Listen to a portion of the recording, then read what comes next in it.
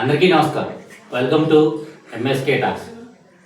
December 31న ప్రతి ఒక్కరికి నోటిఫికేషన్ అనేది ఇన్కమ్ ట్యాక్స్ రిటర్న్స్ ఏదైతే ఉందో క్లియర్ చేయకపోతే ఎడిషనల్గా 30% ట్యాక్స్ పే చేయాలని చెప్పేసి మిడ్ నైట్ అందరికీ ఈమెయిల్స్ రూపంలో అలాగే మెసేజ్ రూపంలో అందరికీ అనేది వస్తుంది.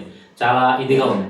సో గవర్నమెంట్ అనేది ఏదైతే ఇప్పటికిప్పుడు హుటాహుటిన ఈ డిసెంబర్ 31న క్లోజ్ చేయాలి అనే నోటిఫికేషన్ పంపించకపోతే ఎంత సాఫ్ట్వేర్ టెక్నాలజీ పెరిగింది, ఎంత మనం టెక్నాలజీలో ముందుకు వెళ్తున్నాం. దీనికి ముందు ఒక యాప్ ద్వారా మనం తీసుకొచ్చి గవర్నమెంట్ ఈ డిడక్షన్ ఏదైతే నార్మల్ యూజర్స్ ఉన్నారో సెప్టెంబర్ నెలలో క్లోజ్ చేసుకోవాలి, అలాగే బిజినెస్ పర్సన్స్ ఉన్నారో వాళ్ళు డిసెంబర్ లోపల క్లోజ్ చేసుకోవాలని ఏదైతే చెప్పారో ఈ రీఫండ్ చేసే వాళ్ళకి ఎవరైతే ఉన్నారో వాళ్ళు ఎడిషనల్గా మీరు డాక్యుమెంట్స్ ఇన్కేస్ ప్రాపర్గా అన్నీ ఇచ్చినా వాళ్ళైతే ఏమీ పర్లేదు. ఇవ్వని వాళ్ళు ఎవరైతే ఉన్నారో వాళ్ళు కరెక్ట్గా ప్రాపర్ డాక్యుమెంట్స్ ఉన్నాయా లేదా, లేకపోతే మీరు ఎడిషనల్ రీఫండ్ రావడం కోసం మీరే తప్పుడు సమాచారం పెట్టుకున్నట్లయితే అది మీరు క్లెయిమ్ చేసుకునే విధానంలో జాగ్రత్తగా చేసుకోవాలని, అలాగే ఈ గవర్నమెంట్ అనేది ఇప్పటికిప్పుడు ఈ హుటాహుటిన ఈ డిసెంబర్ 31 లోపల క్లోజ్ చేసుకోవాలి లేదంటే అడిషనల్ 30% ఉంటుందంటే ఈ బడ్జెట్ మొత్తం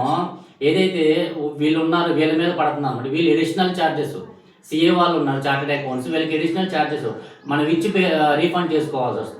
అలాగే వీళ్ళు సర్టెన్ టైంలో మనకు అందుబాటులో ఉండటం వల్ల ఏమవుతుందంటే ఈ టైం డ్యూరేషన్ అనేది మనకు సరిపోవట్లేదు.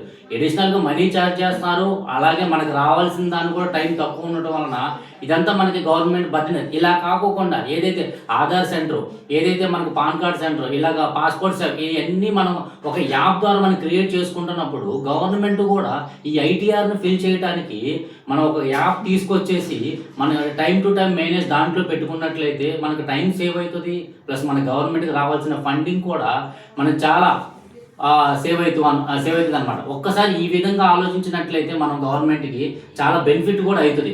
సో ఎవరైతే పే చేయని వాళ్ళు ఉంటారో రీఫండ్ కోసం వాళ్ళనేది టైం తక్కువ ఉంది కాబట్టి మీరు త్వరగా రీఫండ్ చేసుకోండి. నెక్స్ట్ ఇయర్ డ్యూరేషన్ కూడా గవర్నమెంట్ ఈ ప్రపోజల్ ఒక్కసారి ఆచరణలో తీసుకురావాలని మనస్ఫూర్తిగా కోరుకుంటూ జై భారత్, జై హింద్.